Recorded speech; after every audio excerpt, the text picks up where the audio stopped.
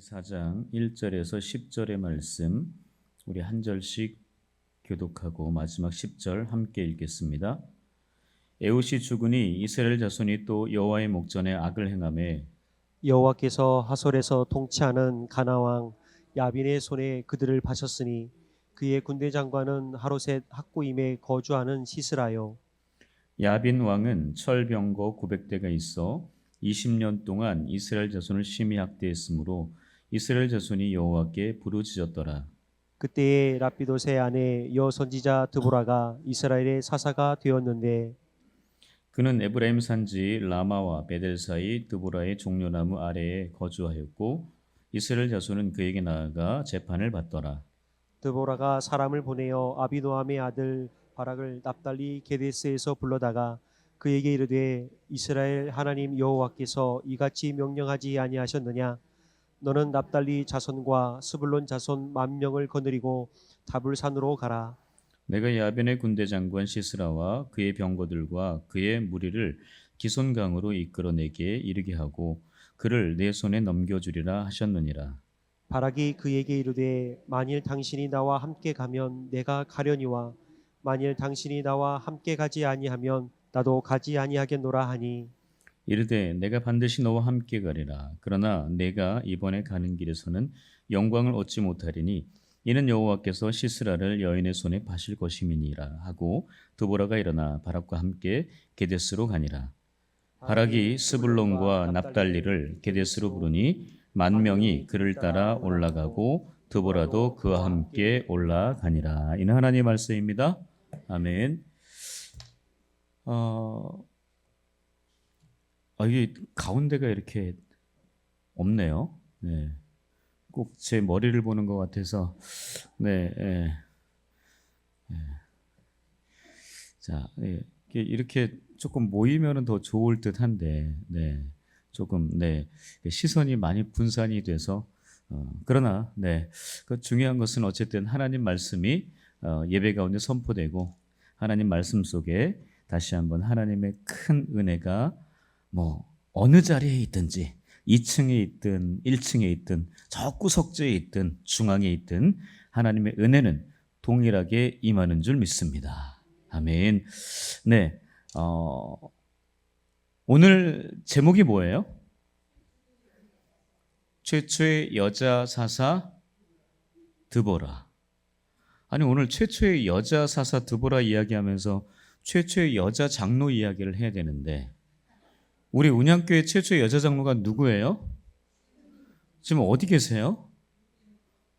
그래서 모르겠는데요. 네, 늘 이 자리에 계셨는데 지금 오늘 꼭 이야기를 해야 되는 그 자리에 안 계시네요. 참 안타깝습니다. 네, 최초라고 하는 건 참 중요합니다.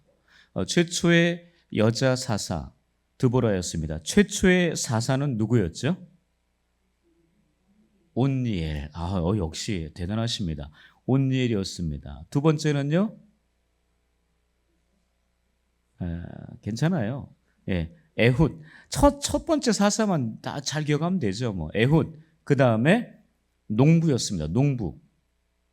에훗은 왼손잡이 사사였고 삼갈은 농부였습니다. 단 한 줄이었어요. 한 줄. 오늘 본문, 또 우리 친절하게 우리 권사님이, 원래 제가 이거 이거 이번 주에는 안 했는데 올려주셨어요. 최초의 사사는 온니엘이었고, 제가 이게 갑자기 올려주니까 떠듬떠듬 거려요. 자, 오늘은 드보라입니다. 드보라. 최초의 여자 사사였습니다. 삼갈은 단 한 줄이었다고 이야기했었어요. 자, 이 드보라에 대해서 이야기합니다. 드보라. 이 드보라는 정말 특별한 여인이었습니다. 우리가 알듯이 최초의 여자 사사라는 것과 함께 그 이름의 의미가 좀 특별해서 그것은 조금 더 나중에 우리가 좀 찾아보기로 하고요. 여러분 오늘 우리 남윤영 지사님이 찬양인도 했는데 찬송가를 한 곡 불렀습니다. 찬송가. 아까 그게 뭐였죠? 주의 음성을 내가 부르니. 주의 음성을 사랑한단. 네, 이 찬양이었죠. 네, 자, 이 찬양을 누가 지었을까요? 네, 우리 찬양팀. 자, 남영 집사님 찬양 준비했는데 누가 지었는지 아세요? 네, 누가 지었는지도 모르고 우린 불러요. 그래도 은혜가 돼요. 네, 그 찬양 자체가 우리에게 너무나 중요해요. 왜 참 우연도 이런 우연이 없어요. 오늘 그 작사, 작곡한 분을 제가 소개하려고 하거든요. 바로 이분은 페니 크로스비입니다. 페니 크로스비. 저분이세요. 전 남자인 줄 저도 예전에 남자인 줄 알았어요, 이분이.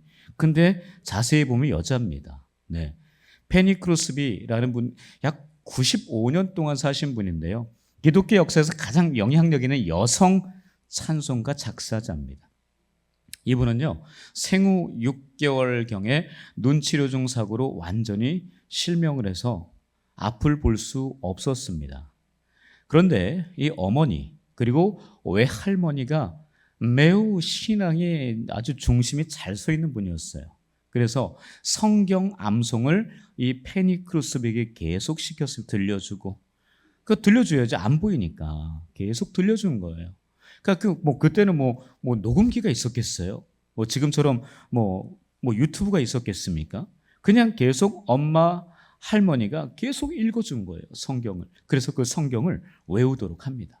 자, 그런데 이분이 시각 장애를 가지고 있었지만 그 엄마, 그 할머니가 들려준 그 말씀을 가슴 깊이 새기고 그 말씀을 완전히 자기 것으로 만들어서요, 이 노래, 찬양을 만들어내는데 기가 막힌 거예요. 아까 그 찬양도 마찬가지예요. 주의 음성을 내가 들으니 사랑한다. 십자가로 더 가까이 가는, 매일 십자가로 가까이 가는 그런 귀한 찬양을 하나님께 올려드린 거죠. 그 가사 하나하나가 대단히 사람의 마음을, 말씀을 가지고 그대로 잘 표현해냈기 때문에 모든 성도들의 마음을 울리기에, 감동을 주기에 충분했던 그런 거였습니다. 그래서 복음의 핵심을 노래로 많이 만들어냈거든요. 이분은요, 단순 암기가 아니라 내면화된 말씀을 바로 그 가슴판에 늘 새기고 있었습니다.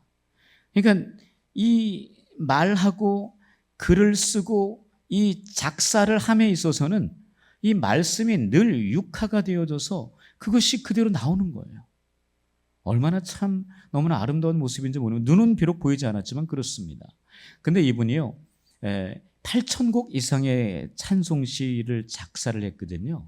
대단하지 않습니까? 그 중에 아까 불렀던 주의 음성을 내가 들으니라는 곡이 있었고요. 그리고 우리가 잘 알고 있는 예수를 나의 구주 삼고 성령과 피로써 거듭나니, 이런 찬송을, 여러분 그런 찬송 우리가 부르고 들으면 마음에 참 깊은 감동이 오는 것을, 바로 이것이 이 페니 크루스비, 눈이 보이지 않았던 그 여인이 지었기 때문이 아닌가. 그냥 눈이 보이지 않아서 지은 게 문제가 아니라 성경의 말씀이 늘 예수 그리스도와 함께 거하면서 그 삶 자체가 그런 믿음으로 살았기 때문에 그런 대단한 은혜스러운 가사가 나오지 않았나 생각이 듭니다. 그리고 이분은요, 자신의 그 작사를 통해서 만든 이 곡들, 이런 인세가 나오잖아요. 이 모든 것들을 가난한 이웃들, 특별히 맹인, 고아, 보니까 같잖아요, 맹인, 그런 사람들을 위해서 다 사용했다는 이야기를 하더라고요. 참 멋진 분이 아닐 수 없습니다. 그래서 이렇게 기록되어 있어요.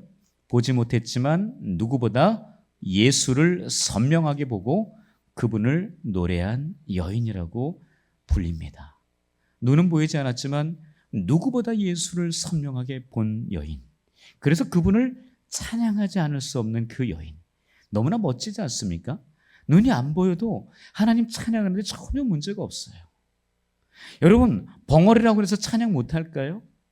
여러분, 그런 이야기 들어보지 않았습니까?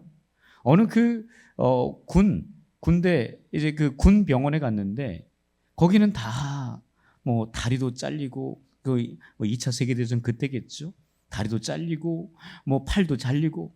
근데 거기서 찬양을 하는데 가장 감동적인 찬양의 모습이 그거였대잖아요. 양쪽 다 한 사람씩 팔이 없는 거예요. 한 사람은 오른손 팔이 없고 한 사람은 왼손 팔이 없어서 그 사람이 둘이 박수를 친다는 거예요. 여러분 그게 기가 막히지 않습니까? 여러분 팔이 없어도 찬양할 수 있어요. 다리가 없어도 찬양할 수 있습니다. 여러분 악기가 없다고 해서 찬양 못할까요? 다 찬양해요. 여러분 저는 새벽 예배 드릴 때마다 무반주로 찬양하는 그 찬송이 참 저의 가슴을 많이 울릴 때가 많습니다. 여러분 이게 드럼 뭐 다 있으면 좋죠. 베이스, 일렉, 뭐 올겐 다 있으면 좋아요. 그러나 가장 하나님을 찬양하는데 최고의 악기는 뭐예요? 우리 목소리입니다. 이 목소리로 하나님을 찬양하는 건 이것처럼 아름다운 뭐 들고 다니는데 전혀 문제 없잖아요. 여러분 목소리 집에 놓고 오십니까? 그런 거 아니잖아요. 그렇게 하나님을 찬양하는데 이 목소리만큼 너무나 좋은 게 없어요. 여러분 보이지 않아도 됩니다. 소리 안 나와도 괜찮아요. 마음으로 하나님을 찬양하는 것, 이것이 오히려 더 하나님을 기쁘시게 하는 아름다운 모습 아니겠습니까? 눈에 보이지 않는다고, 소리가 안 들린다고, 말을 못한다고, 찬양을 못한다고요? 아니 그건 마음이 없어서 그렇습니다. 찬양함에 있어서 마음이 없으면 어떤 조건이 좋아도요, 어떤 상황이도 어떤 좋은 악기를 가도 뭐 세종문화회관 그런 데 가도 찬양 안 돼요. 마음이 없는데. 그러나 페니크루스비는 눈이 보이지 않아도 그렇게 하나님을 열렬하게 하나님을 찬양했던 그 여인이었다라는 것. 자, 그 여인이 이렇게 고백합니다. 한번 읽어볼까요? 자, 시작. 내가 천국에서 처음 보게 될 얼굴이 예수님의 얼굴이라면 나는 이 눈먼 삶을 축복으로 여긴다. 여러분, 눈이 먼 상태를 축복으로 여길 수 있을까요? 이건 보통 일이 아니거든요. 말을 못하는 것도 그렇지만 보지 못한다라고 하는 것은 너무 괴로운 거예요. 그런데 내가 천국에서 예수님의 얼굴을, 이 여인은 분명히 알았어요. 지금 이 세상에서는 내가 볼 수가 없지만 천국 가면 내 눈이 뜨여서 주님 만난다는 것을 알았습니다. 그런데 그 처음 보는 얼굴이 예수님의 얼굴이라면 자기는 너무 행복하대요. 이 눈먼 것이, 이 세상이 지저분하고 죄악된 이 모든 것들을 보지 않는 것이 오히려 나에게 큰 축복이라고 이야기합니다. 여러분의 축복은 무엇입니까? 여러분이 원하는 축복은 무엇입니까? 한번 여러분이 원하는 축복과 이 여인이 기대하고 바라는 축복을 한번 생각해 보십시오. 우리는 볼 거 다 봅니다. 아니, 안 볼 것도 봐요. 듣지 못할 것도 다 듣습니다. 가지 말아야 할 것도 다 가요. 그래서 예수님이 십자가 지신 거 아닙니까? 예수님께서 이 땅 가운데 오실 수밖에 없는 이유가 바로 그거 아니었습니까? 과연 우리들의 축복은 무엇입니까?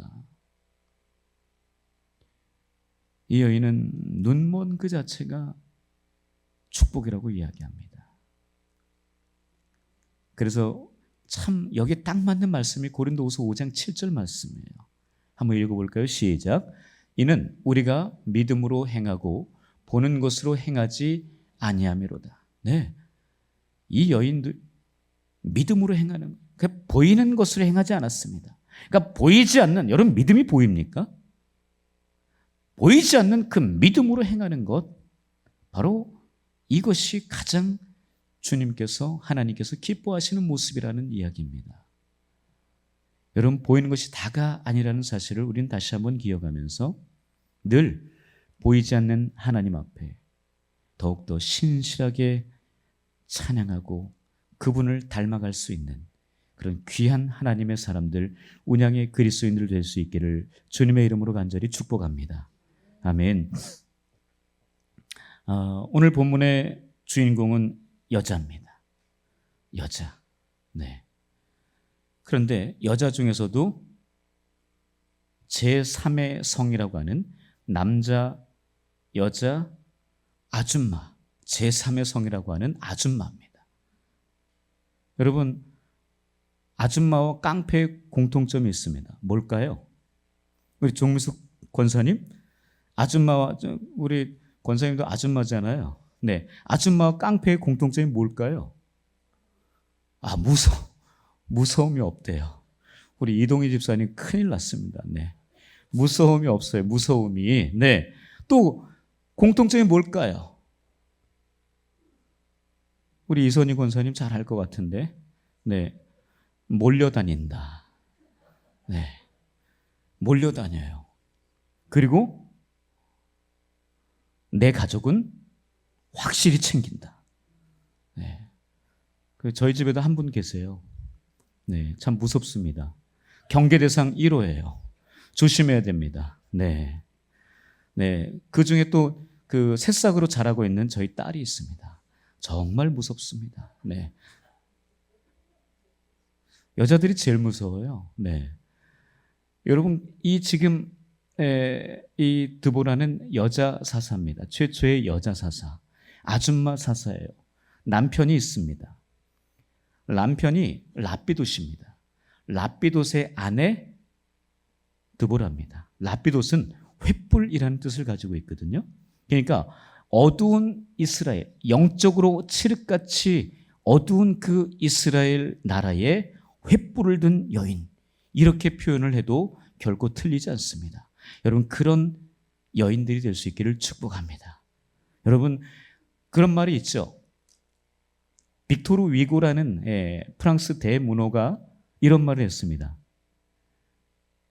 여자는 약하지만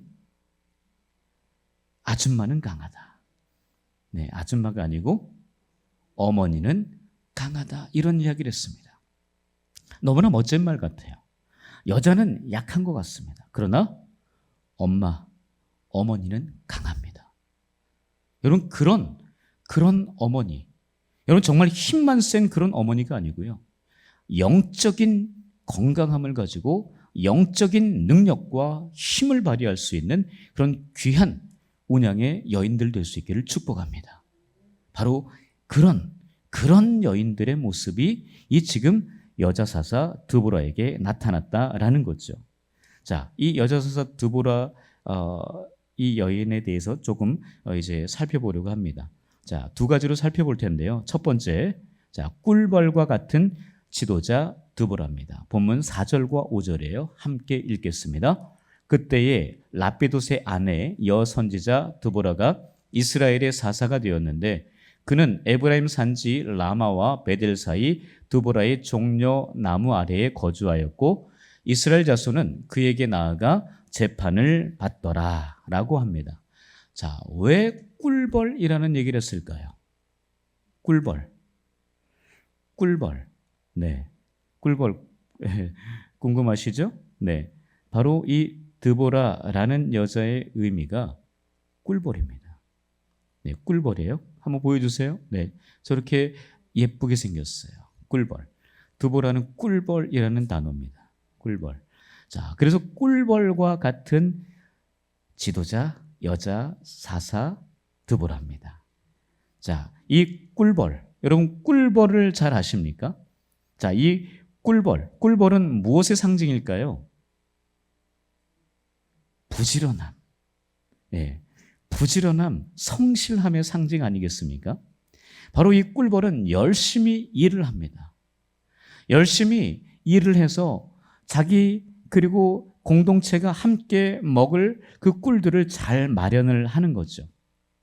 끊임없이 꿀벌들은요, 그 공동체를 위해서 헌신하고 희생을 한다라는 겁니다. 바로 부지런한 이 꿀벌과 같은 사사가 바로 이 드보라였다라는 거죠.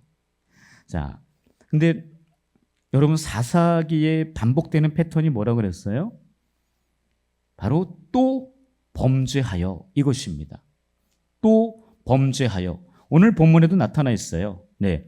1절에 보시면 에웃이 죽으니 이스라엘 자손이 또 여호와의 목전에 악을 행하매라고 되어 있습니다. 그러니까 또 악을 행하고 또 범죄하고. 그러니까 하나님께서 어쩔 수 없이 하나님께서 이 이스라엘 백성들을 위기에 몰 수밖에 없었습니다. 그래서 하나님께서 가나안 왕 야빈에게 그들을 야빈의 손에 그들을 파셨다라고 그렇게 2절에서 기록을 하고 있거든요. 자, 그런데 이 가나안 왕 야빈은 굉장히 강합니다. 바로 철병거 900대를 가지고 있었어요. 이런 철병거 900대면 어마어마한 군사력입니다. 바로 그런 이 이스라엘 백성들은 그 철병거 하나도 없는 그때였어요. 그러니까 완전히 밥이 될 수밖에 없었던 거죠. 그런데 하나님께서 그 이스라엘 백성들을 보호하지 않고 그들이 범죄, 악을 지으니까 다시 그 가나안 왕 야빈에게, 철병거 900대가 있는 야빈에게 이스라엘을 팔 수밖에 없는 상황이 됩니다. 그래서 20년 동안 매우 많은 학대를 당합니다. 이 학대를 당하는 그 가운데 이스라엘 백성들이 또 뭐해요? 아프니까, 괴로우니까 부르짖습니다. 부르짖으니까 하나님이 어떻게 하세요? 이번에는 여자 사사를 보낸 거예요. 그 전에 온니엘 보냈죠, 에훗 보냈죠, 삼갈 보냈어요. 그래도 정신을 또 못 차리고 또 범죄하니까 하나님께서 이제는 여자 사사 드보라를 보냅니다. 그 여자 사사 드보라, 아까 얘기했죠, 라피도스의 아내였습니다. 그냥 아줌마였어요. 그런데 이 여인이 하던 일이 뭐냐? 이것이 중요합니다. 바로 종려나무 아래에서 이스라엘 백성들의 재판을 봐준 거예요. 그러니까 그 얘기는 뭐냐면 하나님의 말씀을 가지고 하나님의 음성을 듣고, 그러니까 주의 음성을 내가 들으니 그 음성을 가지고 사람들에게 문제가, 고통과 아픔 풀리지 않는 여러 가지, 해결되지 않는 그런 갈등의 여러 가지 것들을 해결해 주는 그런 위대한 여자 그 재판관이었다라는 거죠. 그 여자 재판관을 하나님께서 들어 사용하신 겁니다. 가나안 왕 야빈이 굉장히 많은 그 시간 동안 너무 이스라엘 백성들을 괴롭혔기 때문에 그 해결책으로 여자 사사를 하나님께서 드보라를 보낸 거예요. 그래서 우리 마지막에 가면은요, 여러분 이 드보라 이야기는 4장과 사사기 4장과 5장에 2장이나 등장을 해요. 여러분, 그러나 지난주에 살펴본 삼갈은 딱 한 절로 끝났어요. 여러분, 그만큼 최초의 여자 사사 드보라가 너무 중요한 역할들을 했다는 것을 우리는 유심 있게 살펴봐야 됩니다. 그래서 그로 인해서 약 40년 동안이요, 40년 동안 이 이스라엘 나라의 평온이 이루어지는 모습을 볼 수 있습니다. 자, 그런데 여러분, 꿀벌이 어떤 역할을 할까요? 꿀벌이 어떤 역할을 할까요? 여러분, 꿀벌이 그냥 노는 것 같습니까? 그냥 날아다니면서 그냥 꽃에 그냥 잠깐 앉았다가 또 다른 꽃 갔다가 그러는 것 같습니까? 여러분, 어떤 그 지역에서요, 이런 일이 있었대요. 너무나 뭐 잡초들도 많고 병충해 이런 것들이 많으니까 정말 너무나 강하게 그 약물을 뿌렸답니다. 그 농약을 많이 뿌린 거죠. 농약을 많이 뿌려서 병충해 이런 해충들은 다 사라졌는데요. 그래서 사과나무나 배나무나 꽃이 많이 폈대요. 그래서 그 농부들이 생각을 했더니, 야, 이번에는 많은 열매를 수확할 수 있겠구나. 그런데 웬걸 가을이 됐는데 거의 열매가 열리지 않는 겁니다. 근데 그 이유를 곰곰이 생각해 봤더니 깨달았대요. 농약을 너무 많이 쳐서 벌들이 다 죽어버린 거래요. 이 벌들이 그 꽃을 왔다 갔다 하면서 열매를 맺히게 하는 역할을 하거든요. 그게 수분이라고 하더라고요. 수분이 뭐냐? 바로 이 곳에서 저 곳으로 돌아다니면서 암수, 이거를 이제 왔다 갔다 하면서 맺어주는 겁니다. 근데 이것을 못하게 된 거예요. 그러다 보니 꽃은 피었지만 열매를 맺지 못하는 이런 상황이었다는 거죠. 그러니까 그만큼 이 꿀벌의 역할이 매우 중요하다는 사실입니다. 바로 이런 작은 꿀벌이 생태계에 있어서 그냥 자기네들만 먹고 살기 위함이 아니라 너무나 중요한 역할을 하고 있다는 것을 알 수 있다는 거죠. 자, 그런데 여러분 이 꿀벌이요.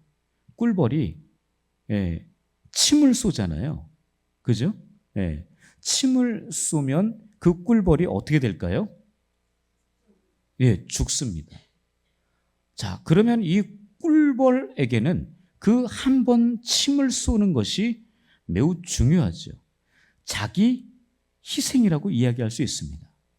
여러분, 그런데 이 꿀벌이 어떨 때 그 자기 침을 쏠까요? 네, 이 꿀벌은요, 자기 공동체의 위기가 올 때, 공동체의 위기가 올 때 침을 쏜대요. 근데 그 침을 쏘는 순간이요, 죽는다 그랬잖아요. 왜 죽는지 아십니까? 그 침과 함께 자기의 내장도 다 나오기 때문에 죽는다는 겁니다. 그러니까 이 꿀벌은요, 자기가 가지고 있는 단 한 번의 생명을 자기의 공동체를 위해서, 공동체에 위협이 올 때 공동체를 보호하기 위해서 바로 그 마지막 최후의 수단을 쓴다는 거예요. 여러분, 참 너무나 아름다운 모습 아닙니까?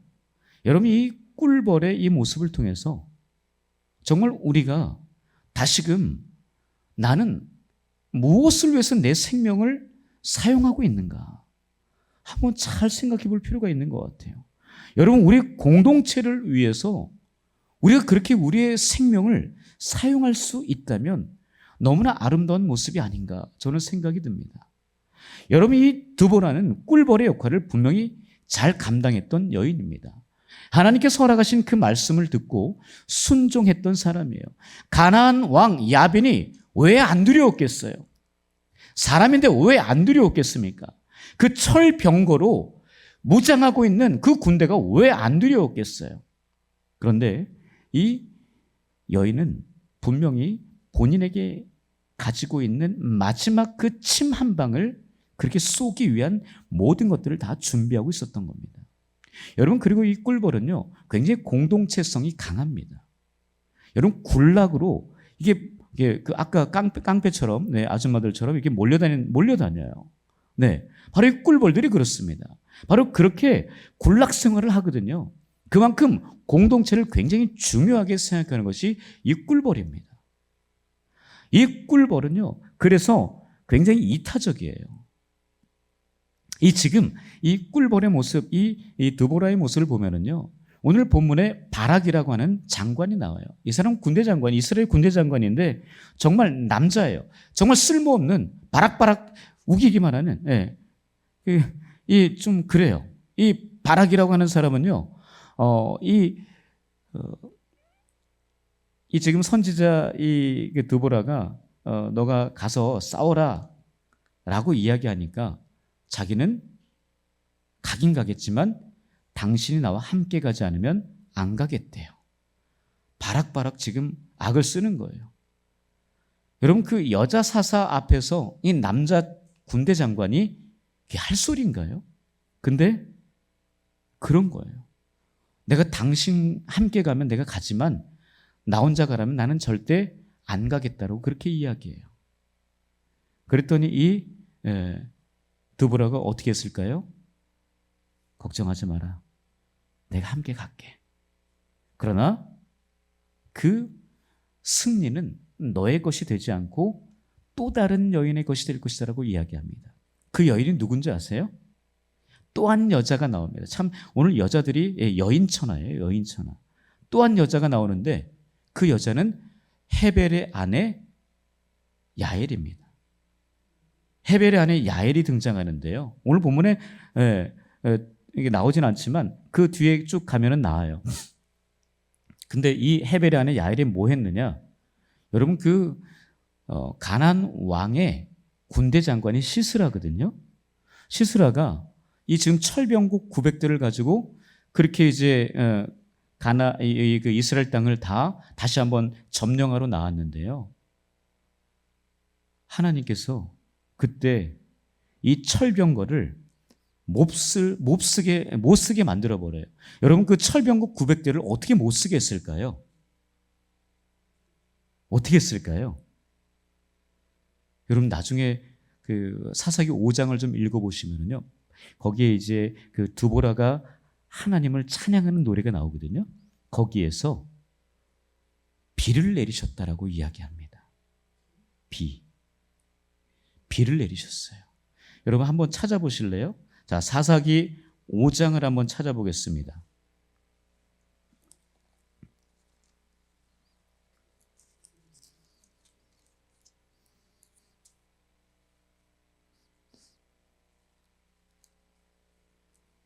자, 사사기 5장 4절을 보세요.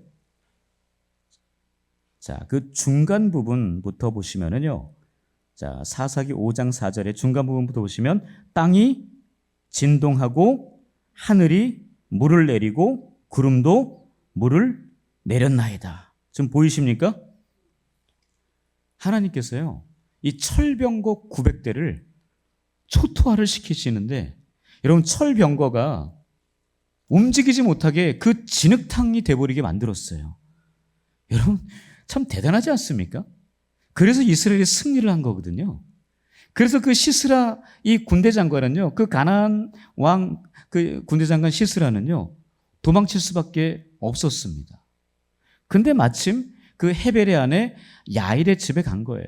근데 거기는 조금 더 이 그 시스라와 좋은 관계를 맺고 있던 그런 사이였습니다. 바로 근데 그 헤벨의 아내 야엘이, 여러분 생각해 보세요. 그 군대 장관 시스라, 대단한 한나라의 장관 아닙니까? 그 사람을 말뚝을 박아 죽입니다. 관자놀이에 말뚝을 박아 죽여요. 그러니까 그 사람이 자고 있을 때 잘 자도록 이제 물 한 잔 달라고 하니까 이제 그 양의 젖을 먹이고 잠에 깊이 빠져들었을 때 그 관자놀이에 말뚝을 박아 죽이는. 여러분, 그러니까 그 드보라고 했던 이야기가 맞죠. 승리는 너에게 돌아가지 않고 바락에게 한 얘기, 바로 한 여인에게 돌아갈 것이다 라고 한 게 바로 그거였어요. 바로 이 시스라라고 하는 군대 장관, 그 사람을 말뚝을 막아 죽이는 놀라운 사건이 벌어집니다. 참 여인이 되게 무서워요. 그래서 저는 잠자는 게 무섭습니다. 네. 네. 정말 그냥 우스갯소리고요. 정말 여러분, 그 여인이 참 이런 정도로 강하다는 거예요. 아줌마는 정말 강해요. 네. 무섭습니다. 그 정도로. 그러니까 그런 지금 이 드보라의 이 모습을 보면서 정말 우리가 이 꿀벌처럼 자기 공동체를 위해서 헌신하고 희생하는 그 모습이 참 너무나 아름다운 모습이고, 이 꿀벌 드보라, 자기를 다 희생하면서까지 그렇게 함께 바락이 안 가겠다라고 하니 함께 가서 그렇게 했던. 자, 한번 저 말씀을 한번 읽어보겠습니다. 자, 시작. 여자 사사 꿀벌 드보라는 꿀벌처럼 작은 여자였으나 꿀벌처럼 말씀의 꿀로 사람을 살리고 거룩한 침으로 사람과 시대를 깨우며 자신을 희생해 공동체를 회복시킨 하나님의 사사였다. 네, 정말 그 일목요연하게 이 드보라, 꿀벌 드보라를 잘 설명한 부분입니다. 여러분, 우리가 이 꿀벌 드보라의 모습처럼 정말 자기 자신의 이 있는 것을 가지고, 하나님의 능력이죠. 그것을 가지고 희생해서 공동체를 회복시키는 이 모습, 너무나 아름다운 모습. 여러분, 공동체 참 중요하잖아요. 우리 공동체 좀 잘 지켜주십시오. 우리 공동체가 건강하게 잘 설 수 있도록 좀 부탁드리겠습니다. 네, 자, 한 사람을 소개합니다. 카를 폰 프리슈라고 하는 사람입니다. 카를 폰 프리슈, 바로 이분이거든요. 네, 오스트리아 출신이고요. 꿀벌의 의사소통을 통해서 과학적으로 규명하면서요, 1973년에 노벨 생리의학상을 수상한 분입니다. 이분이 이런 말을 해요. 꿀벌은 자기 생명을 내어주고 공동체를 지킨다. 꿀벌의 침은 공격 무기가 아니라 공동체를 지키기 위한 최후의 희생입니다. 이런 이야기를 합니다. 여러분, 참 너무나 아름다운 모습인 것 같습니다. 여러분, 드보라의 이 꿀벌의 이 모습, 나는 진짜 그런 모습은 아닌가? 그런 모습이 돼야 되는데 아직까지 그런 모습이 아니라면 다시금 자신을 돌아보면서 이 꿀벌 사사 드보라의 모습처럼 그렇게 공동체를 위해서 우리 자신을 희생하는, 헌신하는 저와 여러분을 낼 수 있기를 축복합니다. 여러분, 마지막 두 번째인데요. 두 번째는 간단하게 이것만 보고 넘어가겠습니다. 두 번째 한번 읽어볼까요? 영적 어머니 사사 드보라입니다. 9절과 10절이에요. 시작. 이르되 내가 반드시 너와 함께 가리라. 그러나 내가 이번에 가는 길에서는 영광을 얻지 못하리니 이는 여호와께서 시스라를 여인의 손에 파실 것임이니라.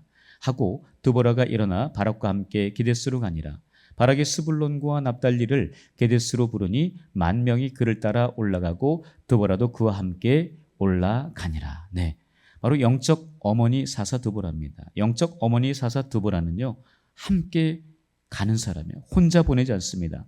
아까도 얘기했지만 바락이 함께 가자고 하니까 함께 갑니다. 여러분, 어머니는 함께 가는 사람이에요. 여러분, 함께 가서 어떤 일을 합니까? 바로 승리를 가져오게 됩니다. 바로 그 이야기는 이스라엘 백성들을 살려냈다라는 거죠. 여러분, 어머니는 살리는 사람입니다. 어머니는 죽이는 사람 아니에요. 어머니는 살리는 사람입니다. 생명을 잉태하고 생명을 살려내는 사람이 어머니입니다. 바로 영적인 어머니가 바로 저와 여러분들 아니겠습니까? 바로 하나님께서 우리를 그렇게 부르셨습니다. 영적인 어머니로 부르셨어요. 운양의 영적인 어머니는 뭐냐? 바로 생명을 잉태하고 그 생명을 낳는 사람들입니다. 여러분, 나이가 문제가 아닙니다. 영적인 부림은 안 됩니다. 나이를 떠나서 영적인 부림은 안 되고요. 바로 영적인 임신을 자주 해야 됩니다.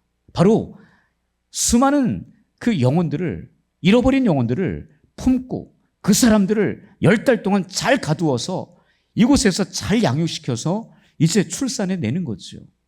바로 우리가 그런 역할을 해야 되거든요. 영적인 어머니로 부름받았다면 우리는 정신 차리고 우리 운양교회 안에서 영적인 어머니로서의 그 역할을 잘 감당해야 됩니다.